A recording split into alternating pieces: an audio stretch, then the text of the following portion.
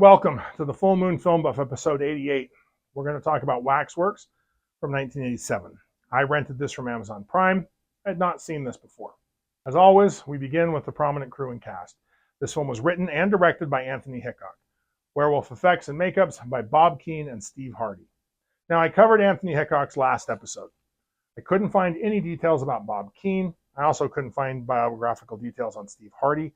But his IMDb credits list indicate that while he started in makeup, he's worked most of his career as a production designer.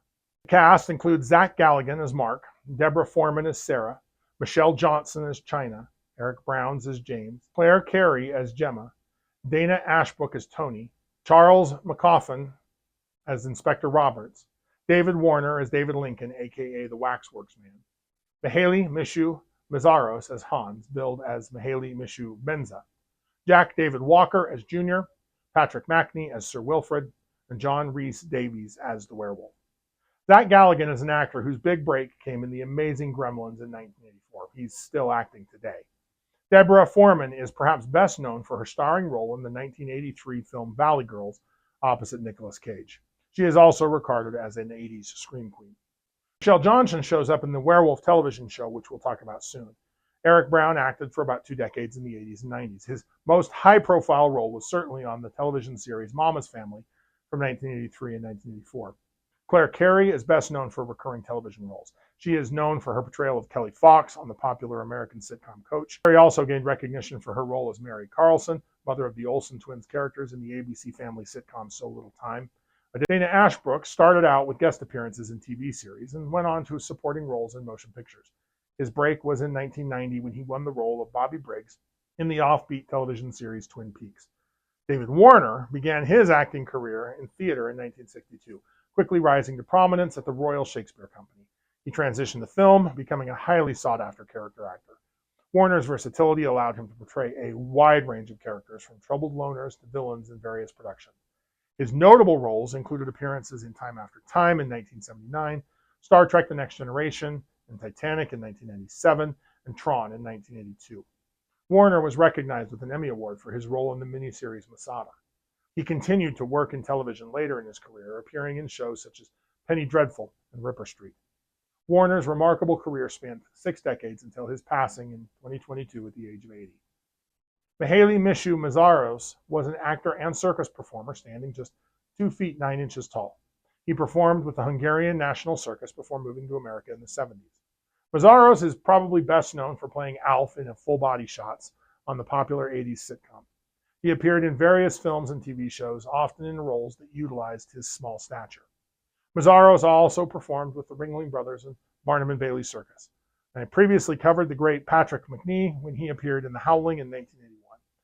John Rhys Davies is a versatile actor with a career spanning over 5 decades in film, television, and voice acting.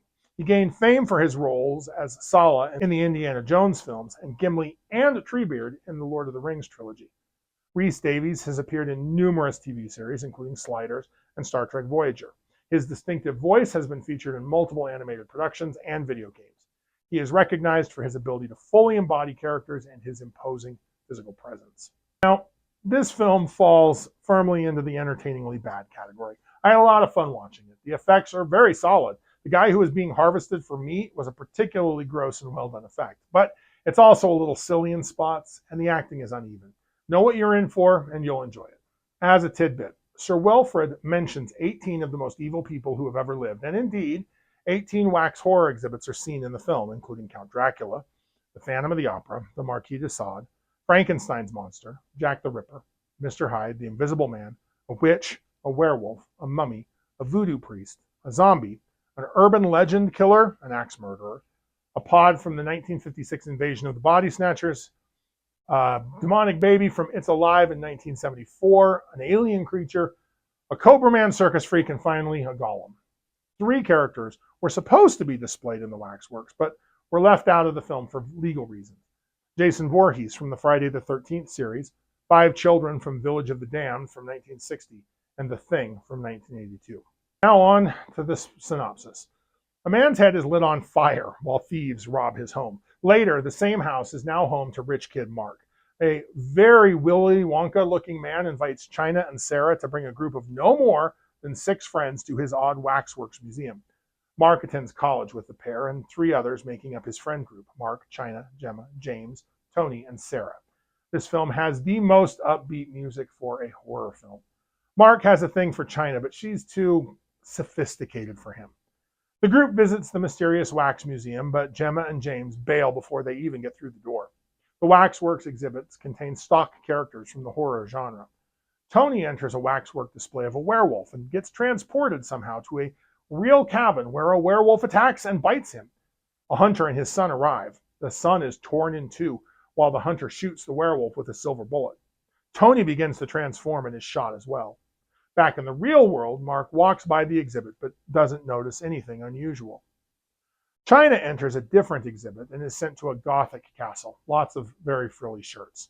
She eats raw meat and blood sauce that turns out to be human meat before the high-class vampires attack her. China kills 4 vampires before Count Dracula finally turns her into a vampire. The Dark Lord is plenty sophisticated. Sarah almost enters a Marquis de Sade exhibit before Tony gets her to leave with him. Turns out she's got a little freak hiding under her good girl personality. Later, football jock Jonathan enters the Wax Museum looking for China, but the Phantom of the Opera display gets his attention, and the proprietor ushers him into the exhibit. Mark strikes out with nice girl Sarah as well. When Mark finds out China and Tony never made it home, he goes to the cops. Inspector Roberts has another 13 missing persons to investigate. He's feeling very overwhelmed. Mark takes Roberts to the Waxworks to hunt for clues. The proprietor shows Roberts around and almost gets Roberts into a mummy exhibit. Marks grabs Sarah out of class. He recognized the proprietor. Roberts realized some wax figures resembled some of the missing persons. He returns to the Wax Museum, cuts a piece off of China's face, and puts it in a bag. Mark takes Sarah to the attic of his house, where he shows her an old newspaper detailing the murder of his grandfather, which we saw clear back in the prologue.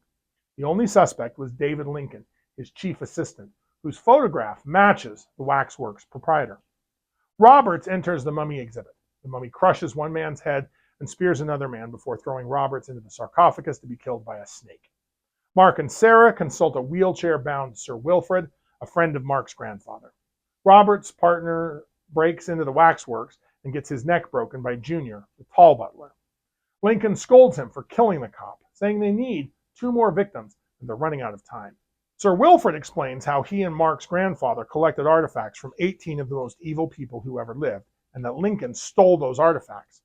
Having sold his soul to the devil, he wants to bring the previous owners to life by creating some wax effigies and feeding them souls, a concept taken from voodoo. Providing all 18 with a victim would bring about the voodoo end of the world, when the dead shall rise and consume all things. On the advice of Sir Wilfrid, Mark and Sarah enter the Waxworks at night, planning to burn the evil place to the ground. However, Sarah is finally drawn into the Marquis de Sade exhibit. The Waxworks' 2 butlers push Mark into a black and white zombie display. A zombie horde pursues Mark, but he discovers that if he does not believe in the monsters, he can escape. Mark finds his way to the Marquis de Sade exhibit. He rescues Sarah, who's begging for more pain. The Marquis vows revenge. Junior and Lincoln grab Mark and Sarah and pull them out of sight as Gemma and James return. Gemma is lured into the Marquis de Sade display. James attempts to steal a movie prop from the zombie display. James and Gemma's bodies reappear as wax figures, and the ritual is complete. The figures reanimate. Things look extremely dire for our heroic couple when suddenly Sir Wilfrid, driving an armored wheelchair, and a huge group of armed men arrive. In the ensuing battle, several waxworks and slayers die, including more than one butler. Mark and Sarah's former friends, now evil monsters, are killed as well. Best moment of the movie? Dracula is grabbed while he's in bat form and held while his head is blown off by a revolver. Mark duels the Marquis de Sade, who is finished by Sarah. Lincoln confronts the couple before Sir Wilfrid shoots him, and he falls into a vat of boiling wax. The werewolf kills Sir Wilfrid. Sarah and Mark manage to escape the burning waxworks with their lives and begin to walk home. They don't notice the zombie hand scuttling away from the rubble. Cue Waxworks 2, Lost in Time, which I absolutely will watch, but not as a part of this project. This film went way harder here on the transformation than it needed to, which I really appreciated. The great John Rhys-Davies played the lycanthrope and does a great job elevating the role, really demonstrating the aphorism, there are no small parts, just small actors. Well, Rhys-Davies is no small actor. The transformation is fairly quick when compared to films where the werewolf is the focus, but it still looks great. The werewolf itself doesn't break new ground, but it's solid and a decently convincing look, one of the better effects in the movie, and they're all pretty good. Now, the werewolf lore here is extremely basic, which it needs to be. There isn't a lot of time to spend on the werewolf. I do feel just a little tricked. This isn't a werewolf movie. However, since the werewolf scene comes up so early in the movie, it shows up in almost every synopsis and led me to believe that this film had more to do with werewolves. I do love that the werewolf got to be the one to kill Sir Wilfrid. So, if you like lycanthropes, like, share, and subscribe. Contribute your thoughts and additional observations in the comments below. Let me know what I missed or what you noticed. Next, I plan on discussing My Mom's a Werewolf from 1989. Keep your eye on the moon, a silver bullet in the chamber, and we'll see you back here next episode.